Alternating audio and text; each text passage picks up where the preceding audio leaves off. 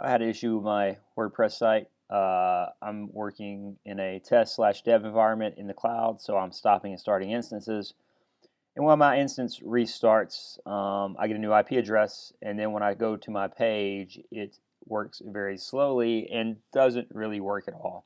So you might run into this problem if you're, again, like me, working in a test dev environment where your IP address is changing, or maybe you changed your hosting provider and got a new public IP address and have things set up a certain way. So anyway, it looks like my site eventually came up, but when I try to go log in to actually do anything, you look down here, it says connecting, and this is going to take forever, and it's going to not work. So what the problem is WordPress stores the site URL in the database. So my old IP address is in my database. So for whatever reason, when I go to connect, it's pulling that old information from the database instead of using the new IP address. So a couple things we need to do to fix that. We need to know what's in the database, so we need to know the old IP address. So if you log into your instance or your server, I've already logged into mine. I'm already root. I'm already in the document root where my web files are.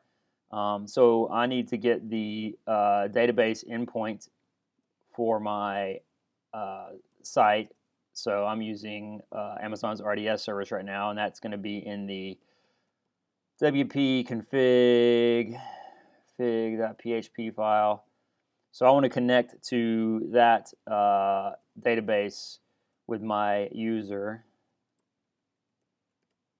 so I can run a query and see what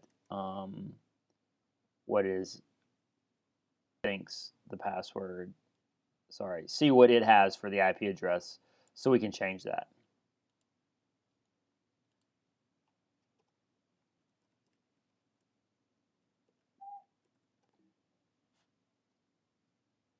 I got to put -h.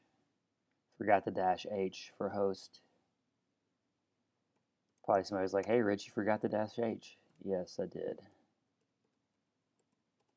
All right, so I need to change to my WordPress database. If you can't remember what it's called, you show databases, and mine is CNT250 WordPress. All right, so once we're in there, I have a query. I'm going to go copy from somewhere else because I don't feel like typing it out. These are my notes. Oops. These are my notes from when I was testing this issue. So you see in the site, I have this value of 3.90.249.34, which is what my system is trying to connect to when I try to go log in. So if I go back, it's like, oh, hey, your IP address is 34.230.60.150. But for whatever reason, WordPress, the way it's built, pulls the information from that site URL instead of using the IP address I connected to. So don't know why. Not really sure I care anymore at this point because I found a solution. The solution is to download a tool. I'll just grab all three of these lines and then talk about them after I run them. The solution is to download a tool and run a command to change it. So if we look at, that didn't even paste right.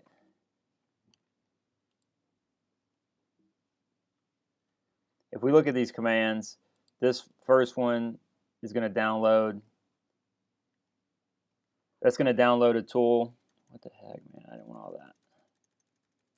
That's going to download the WordPress-CLI tool that I found that said you can fix it. The next command makes it executable so that we can run it. And then this last command is the command that's actually going to update the database to have the new IP address. So what we need to do is we need to put the old IP address and the new IP address. So the old IP address we got from the query. So in this case, my old IP address is this.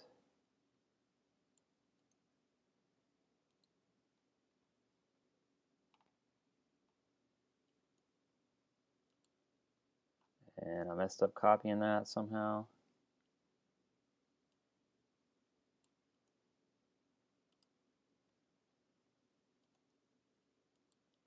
That's my old IP address, and my new IP address is 34.230.60.150. 34 something something 60.150. 60.150.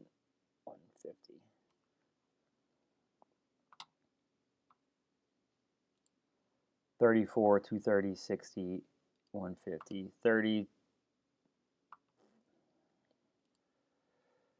34 230, which is what I have. It's too early in the morning for this. So I haven't had enough coffee yet. So this is going to use sudo to run as Apache because I ran it the first time as root. They're like, oh, hey, you're running it as root. You're pretty dumb. So I ran it as Apache. It's going to look for this string in the database and replace it with that string. And it's going to start in var www.html. So if I run that, or it's going to have the document root of var www.html. So if I run that, it's going to do some stuff. Hopefully it's going to say like made 6 replacements. So now if we log back into the database and go look at what happened, run that query again.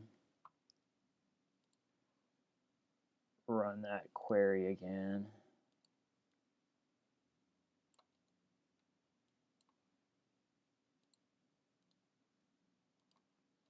Run that query again. Ugh.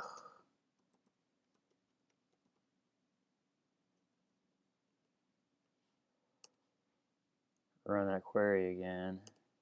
Now we see that the site URL has the correct value among the other things that were changed that I don't even know what they were because I don't really care. I just wanted this to work. So now if I refresh the page, it loads quickly. And if I try to go to the admin side, that works as well.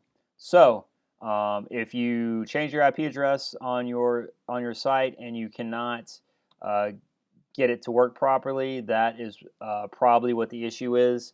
I changed it to put an IP address in there, so it's also going to potentially cause problems in other ways if you are going to be doing like multiple front ends with like auto scaling where your instances are going to be stopping and starting. Having an IP address in there is a bad idea. So ultimately, what you should really have in your site URL is something that is going to be a DNS name that's always going to resolve to your site. So like WordPress.mysite.com. Realistically, I think the best solution is to have a domain name in there instead of an IP address. Because what happens when you click on this is it tries to go to whatever it finds in there, and if it's an IP address that doesn't exist anymore, it's not going to work. But if you use a domain name that's always going to point to your site, no matter what the IP address is, then that should be the best solution as far as I can tell. So there you go.